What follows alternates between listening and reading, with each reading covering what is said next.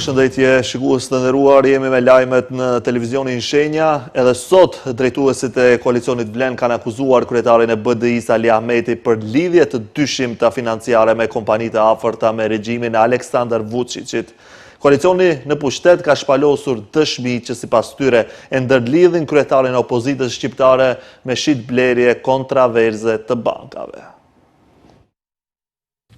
Nga koalicioni Vlen, sot kanë deklaruar se kompania AS Senjak në pronësitë e një familjari të afërt të Ali Ahmetit, aksionet në Stopanska Bank Manastir, ja ka shitur Alta Bankës nga Beogradi. Një bank kjo e lidhur drejt për drejt me regjimin e Aleksandar Vučićit. Aksionet të cilat sipas tyre, familjari i Ali Ahmetit ja ka shitur Alta Bankës nga Serbia. Një vit më parë i ka bler nga ish drejtori i DSK-s Sasho Mjalkov. Veçanërisht Zekiria Ibrahimi në konferencën e sotme për mediat deklaroi se kjo shitje ka ndodhur më 17 shtator 2025.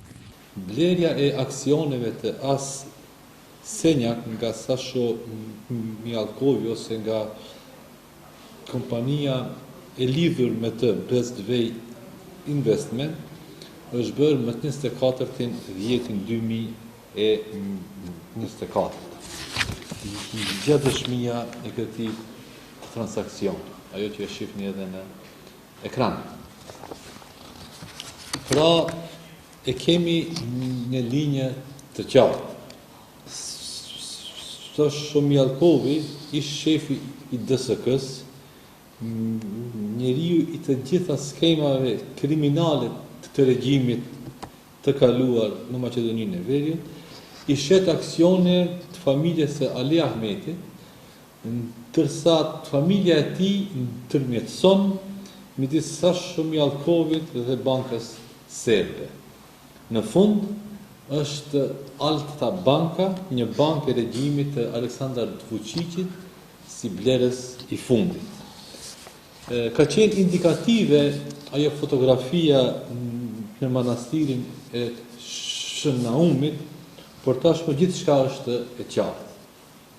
Tashmë kemi edhe dëshmi financiare të kësaj lidhjeje. Maskat kanë rënë.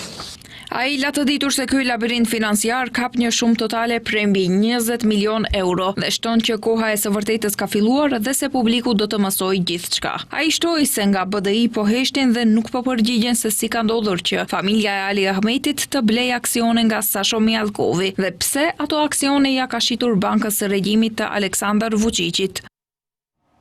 Ndërkohë nga Bashkimi Demokratik për Integrim e kanë quajtur shpifje dhe trillime akuza që vinë në adresë të liderit të tyre, ata kanë mohuar që të jenë pjesë e ndonjë rrjeti financiar qoftë vendor apo të huaj e aq më pak të atij serb. Sipas tyre, futja e bankës serbe në vend mban firmën e Vlenit. Bashkimi Demokratik për Integrim ka hedhur poshtë akuzat që ditëve të fundit po vinë në adresë të kësaj partie nga koalicioni Vlen, të cilët pretendojnë se Ali Ahmeti ka lidhje me rrjetin financiar serb. Zëdhënësi i partisë Arber Ademi ka quajtur shpifje dhe trillime këto akuza. Ai tha se BDI gjatë ekzistencës së saj nuk ka qenë asnjëherë pjesë e rrjeteve të huaja financiare apo vendore, e aq më pak pjesë e këtyre rrjeteve të cilët vinë nga regjime shtypëse ndaj shqiptarëve. Konkretisht, zonja Bujare Abazi, kryetare e Komisionit për Letra me Vlerë, më 10 shtator të këtij viti, ka lejuar depërtimin e bankës serbe, Alta Banka, në Maqedoni, duke ja mundësuar kësaj banke që të blej aksione. Pra këtë krim institucional, të cilët vetë ata e bëjnë, tentojnë të janë veshin dikuj tjetër. Ka vull, ka firmë. Vulla dhe firma e Vlenit është për këtë tradhti që po ja bëjnë vendin në përgjithësi dhe shqiptarëve në veçanti. Ata vetë janë të kapur nga bota serbe dhe akuzojnë të tjerët për të njëjtën gjë. Mirë po, Kjo nuk kalon. Ademi gjatë kësaj konferencë për media ka reaguar edhe në lidhje me mënyrën e shpërndarjes së mjeteve nga Kredia Hungareze. Sipas tij, qeveria po zhvillon politika diskriminuese ndaj shqiptarëve, duke i përjashtuar ata nga zhvillimi ekonomik i vendit. Ai tha se 250 milion euro kredi të subvencionuara nga shteti janë shpërndar për kompani maqedonase, ndërsa kompanitë shqiptare kanë përfituar thuajse zero. VMRO-ja pretendon se njerëzit e LSDM-s dhe BDI-s në gjyqësor e shpëtuan Venko Filipçe nga përgjegjësia për zjarrin në Spitalin Modular në Tetov. Sipas VMRO-s, Venko Filipçe, si ministër i shëndetësisë që nënshkroi specifikimin për Spitalin Modular në Tetov, është përgjegjës direkt për vdekjen e 14 personave. 14 persona u dogjën të gjallë në Spitalin Modular dhe për shkak se bëri anekse kontratash për 20% më shumë para, por nuk u thirr për intervistë në prokurori. Në çdo vend me një gjyqësor normal dhe një prokurori që nuk është në prehrin e Zaevit dhe Ahmetit, Venko Filipçe tani do të ishte pas hekurave. Por gjyqtarët me 2% besim duhej të justifikonin emrimet e tyre dhe e liruan Filipçe nga përgjegjësia, thekson partia në pushtet.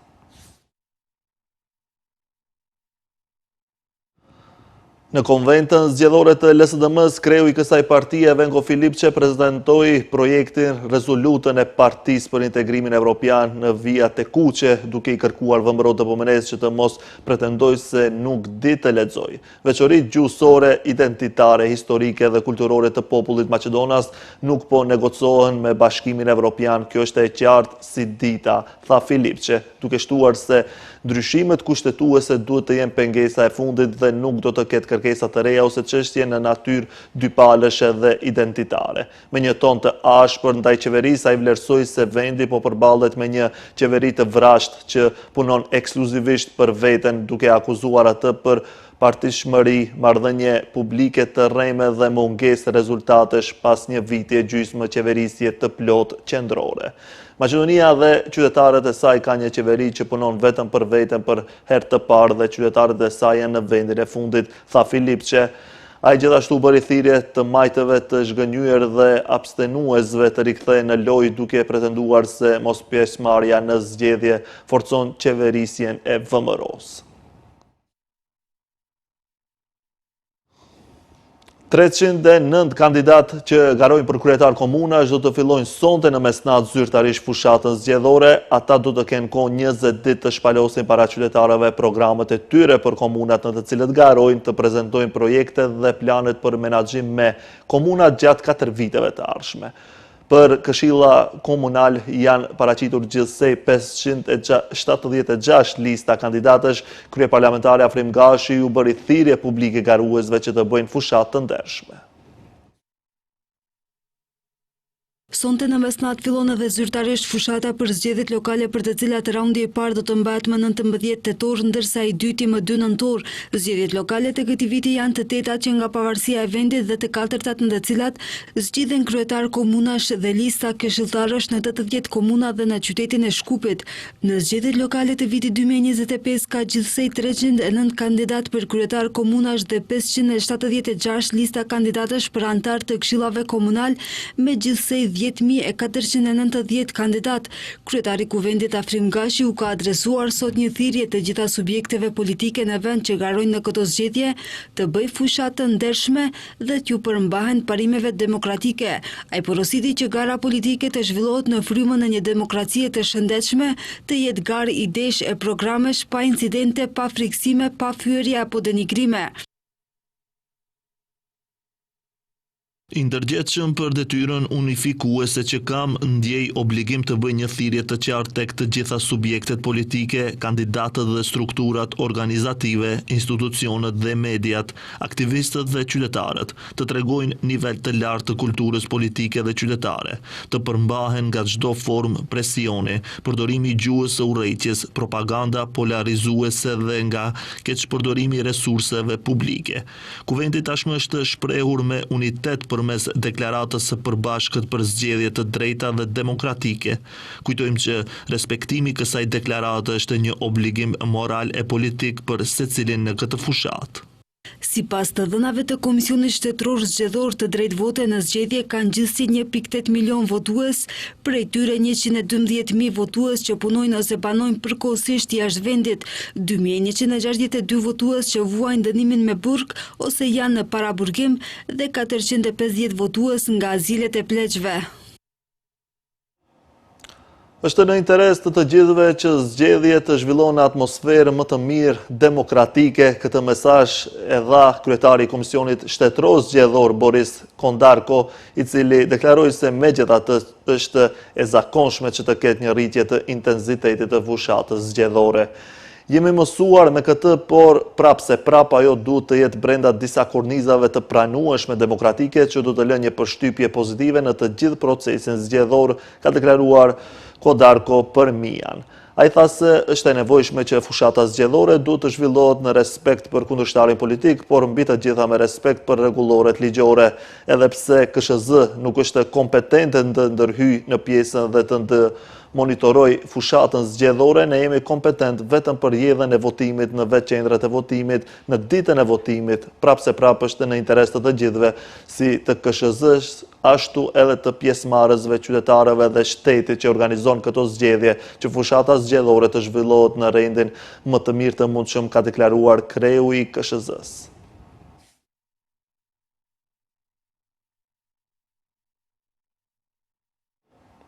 Një person është në nënhetim nga Prokuroria Themelore Publike në Shkup pasi dyshohet se gjatë 2 muajve të fundit ka marrë para me kërcënime nga një grua që jetonte jashtë vendit. Ai e ka kontaktuar vazhdimisht gruan nëpërmjet telefonit dhe mesazheve në aplikacione të ndryshme, duke i bërë kërcënime për jetën e saj dhe të nënës dhe të vëllait të saj, nëse nuk i paguante 15.000 euro. I dyshuari kishte dhënë asaj afat deri më 26 shtator për t'ia paguar parat.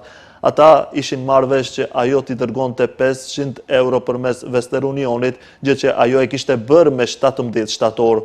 Për një shumë shtesë prej 4.500 eurove, gruaja duhej të vinte në vend dhe t'ia dorëzonte personalisht përpara klinikës së onkologjisë. Kur ajo mbërriti në vend më 25 shtator, e raportoi rastin në polici dhe sapo i dyshuari 37 vjeçar erdhi në vendin e caktuar për të marrë parat, ai u arrestua.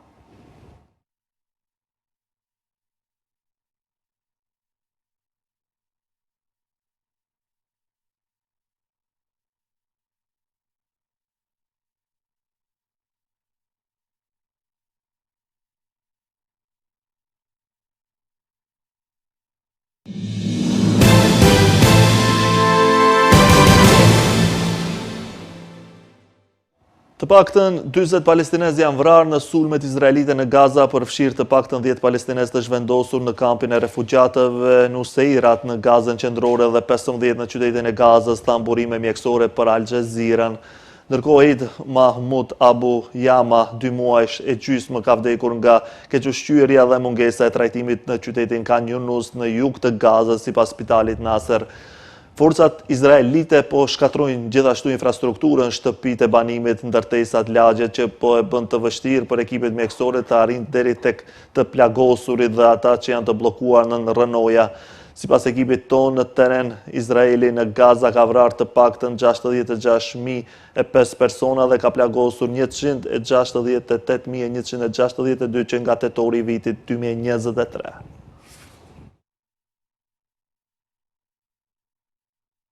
Turqia ka udhëhequr, ka koordinuar ose ka mbështetur të gjitha takimet për Palestinën gjatë sesionit të 80 Asamblesë së Përgjithshme të OKB-s, deklaroi të shtunën ministri i jashtëm Hakan Fidan. Ankaraja e ka mbrojtur çështjen palestineze në mënyrë më të fuqishme të mundshme, ka thënë Fidan për gazetarët në shtëpinë turke në New York. Çështja palestineze dhe situata në Gaza kanë qenë pika më rëndësishme e rendit të ditës gjatë kësaj jave të Asamblesë së Përgjithshme, ka theksuar Fidan, duke nënvizuar se presidenti turk Recep Tayyip Erdogan ishte nësmitari intelektual i takimit për rripjen e Gazës, i cili mblodhi së bashku liderët e 8 vendeve anëtare të Ligës Arabe dhe Organizatës së Bashkëpunimit Islamik, si dhe presidentin amerikan Donald Trump.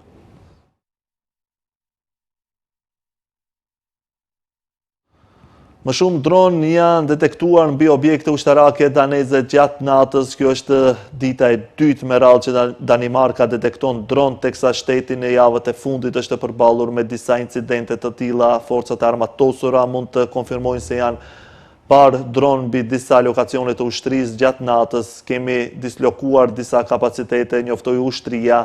Ushtria nuk ofroi detaje lidhur me incidentet apo për përgjigjen e saj. Mediat daneze raportuan se asnjë aeroport nuk është mbyllur gjatë natës.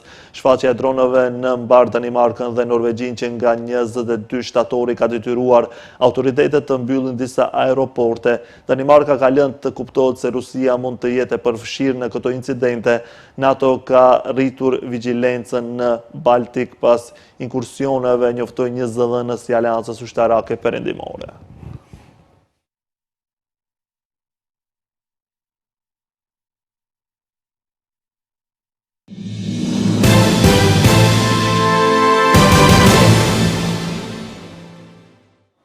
Kryeministri i Shqipërisë Edi Rama ka folur për dialogun Kosovë-Serbi si dhe për raportin e rrugtimit që duhet të mbajë Kosova drejt perëndimit dhe Bashkimit Evropian. Rama theksoi se qeveria e Kosovës duhet të plotësojë të gjitha pikat e dialogut për të mirën e vendit dhe jo duke kthyer kokën nga Serbia. Që të fitoj paqen do të thotë që të sistemohet në tryezën e bashkësisë demokratike. Kjo është e gjitha.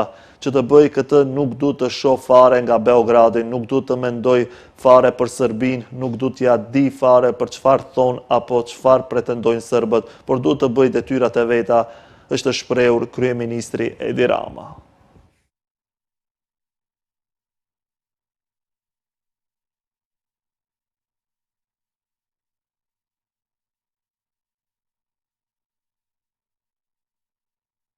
Kjo është e gjitha për këtë edicion. Faleminderit për vëmendjen. Bashkë miru pafshim.